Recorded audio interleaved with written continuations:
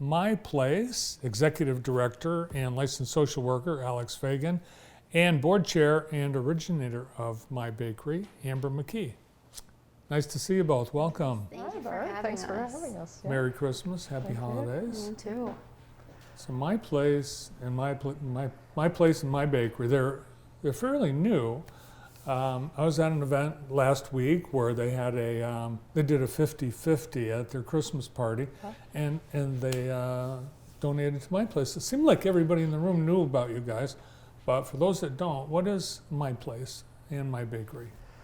Yeah, so MyPlace is a local home for young women who are aging out of foster care, don't have a home placement, or are otherwise homeless.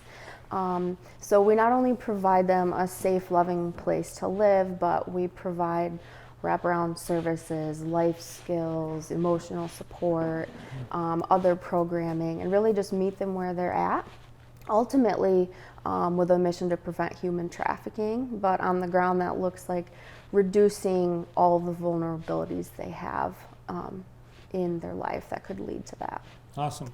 And Amber, I remember you came up with this idea, and I think it was born out of human trafficking. Well, we have a group in Jackson that's been active for over 10 years called the Set Free Movement, and there's a whole group of us, not just me.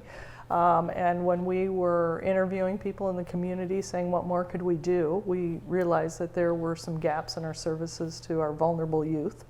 And folks said, we don't have a place for our youth who maybe don't have a home. And so that's the gap we decided to step into and thought we could serve. So we started with young women ages 16 to 21. And the home that we have now, and through partnership with the Interfaith Shelter, has space for 6 young women. Awesome. Today. So the idea is these folks, they might be just put out on the street with no money, and then they become vulnerable to human traffickers, right? And many of them, just to be clear, many of them are in the care of the state, but there may not be a foster placement for them. And so there was no place for them in the Jackson community without a foster placement, and so the state would have to place them into residential homes in other cities throughout the state, which took them away from their friends, their family, their school, their support systems. And you found, obviously, because you are full and overflowing, the need is here. Yes. Oh, definitely. Yeah, we currently have about 9 on our wait list, and that's really, really continual. And we also know that there is a need for young men as well, to serve them in the same respect. Today you have a special announcement you wanted to make. Yes, so we have signed another lease with the Jackson Interfaith Shelter, and are very excited that we will be able to serve young men. And so our goal is to be open by early fall of 2024. And then we'll be able to really serve all youth, and not just the population we have thus far. Big news, that's great news. Congratulations. Wow, I know that was originally one of the things you had hoped to do down the road. We're at that point already. Yeah, it's great. So how does MyPlace pay for all of these awesome services? We employ a professional beggar. So our executive director spends a lot of time grant writing, building networking, but essentially the community pays for it through individual donations, grants, and organizations. We are not state funded, so all our funding comes mostly from people in our community feeling like this is worthwhile and something we should be doing and donating. That's awesome. And you've come up with something which I think is brilliant. You've come up with a revenue model that is, I think it does multiple things. It raises money. It gives the young women, and soon the young men, something valuable to do, a job, and it provides a service and a product to the community. Win, win, win. So our social enterprise is called My Bakery. And we just have started this year, so we've been able to get our licensing, establish our brand, determine what our products are. And we've had 3 young women who have lived in the home that have been employed through the bakery. And they're learning bakery skills, employment skills, business skills. And the goal is over time to scale it up, and hopefully it'll generate revenue to relieve some of the need for the grants and donations. That'd be awesome. We've seen the products at the Grand River Farmers Market. I saw them at an event at Jackson School of the Arts. You're at private parties. Yeah, yes. Your products are awesome. Well, thank you. Thank you. Yeah, the young ladies work hard. They mix, they bake, they sell the products. And so that was a really nice thing about the farmers market. Besides that just being a beautiful community that has embraced the young women, it gives the young women an opportunity to have retail experience and be able to promote their products and sell. And a couple of them were hesitant to do that to begin with, but they're really good at it. All right, where's this? This is the Jackson Free Methodist Church, and so for a number of months, one Sunday a month, we provided the muffins for them for their refreshments on Sunday morning. It was a great partnership. Awesome. So we don't have a brick and mortar Not retail yet. location. Nope, we bake. We have a relationship with the St. John's United Church of Christ on Mechanic. We rent their commercial kitchen from them. Great relationship. And then we've been selling at the farmers market and taking orders and doing catering, but we don't have a storefront yet. Yet. So we were talking before the show that you can picture a place like Cops and Donuts in Clare, which started as, it was something that a group of police officers wanted to rescue and a bakery and provide that service. It reminds me of what MyPlace might be. It might be. Yeah, we would love to have a nice place for folks to come and enjoy our baked goods and the young youth to be able to have that retail experience and bake. So we'll see what the future. One of the things that we're doing right now, which is also exciting, is we've just completed our funding to be able to hire a full-time bakery manager. So I've been doing that part-time while I have another job, but we'll have somebody dedicated to the business and scaling the business up and employing more young people. Awesome, because your growth is limited by the factors that you're dealt. The location, you borrow a church, and you want to be able to have some place people can get your products on a regular basis. Yes, yep.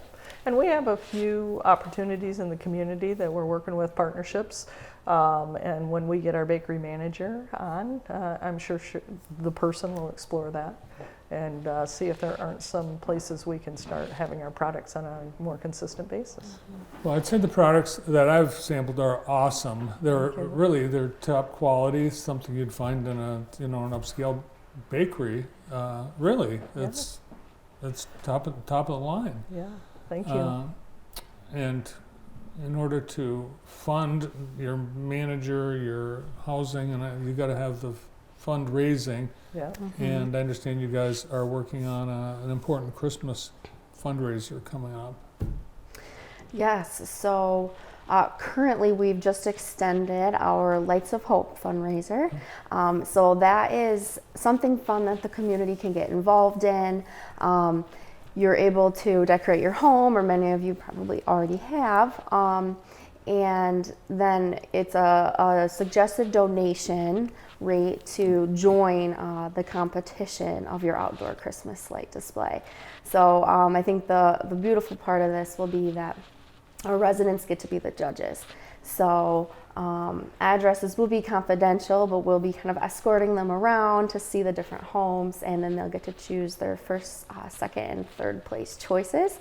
So it's not just something to help fundraise for us, but it's also just a beautiful way for the community to have some direct involvement with some Christmas cheer for our young women. So your residents will be doing the judging? Mm-hmm.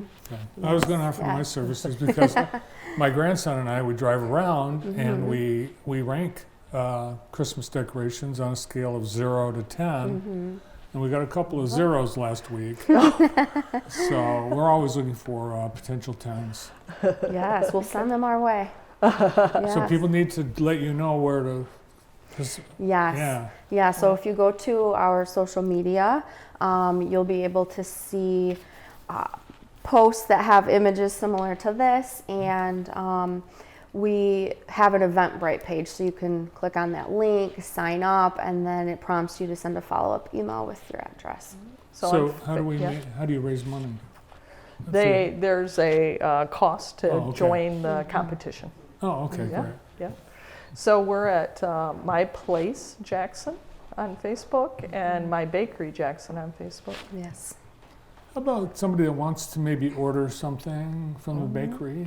Yeah. Can you do parties and? Absolutely. And I think the best way to do that, again, is on Facebook through the My Bakery Jackson Facebook page, and people can just, direct message me or us through there. Is there a signature item that the bakery has? Maybe our Stroop waffles, which are a little unusual. I'm not sure if anyone else does You Stroop gave me waffles. some. You gave me some last summer. Yeah. So they're great. They're a Dutch treat, kind of a waffle cone on each side with caramel in the middle. And sometimes we use Seffernick Farms jam in the middle too, which has been very, very popular. Yeah, we do a lot of other products too. A lot of cookies at the farmers market, as you know. Yeah, I would agree with you on the Stroop waffle. It's awesome, and I think that could be the perfect signature item Yeah. for the bakery. Yeah. And other than the decorating contest, people can donate anytime, any amount by going to your social media. Yes, correct. So going to our social media pages, we're under the same names on Instagram as well, MyPlace Jackson or My Bakery Jackson, and then also our website, myplacejackson.org. You can give there, and we also have our address available too online, our mailing address if people prefer to give that way. Nice. Are there any special needs that you have that might not be financial? Oh, that's a good question. We've been so blessed this Christmas. I know one large item though that we're kind of working towards is the need for a home vehicle. And that would be something that could serve for transportation for our current home, the youth and young adults in our future second home, and then also for deliveries for my bakery, of course. And so, with that, our staff, bless their hearts, have been using their personal vehicles to get gas and mileage reimbursement, but it's really not sustainable. And so that is definitely one more tangible need that we have that we've been working to obtain. Great. Well, I hope everything's successful in terms of the fundraising and all your growth plans. Thanks for stopping by and sharing all the news. Thank you. Thank Bert. you. Thank you So much. And Merry Christmas to you and your volunteers and staff and residents. Merry Thank you. Christmas. From My Place and My Bakery, Alex Fagan and Amber McKee. We've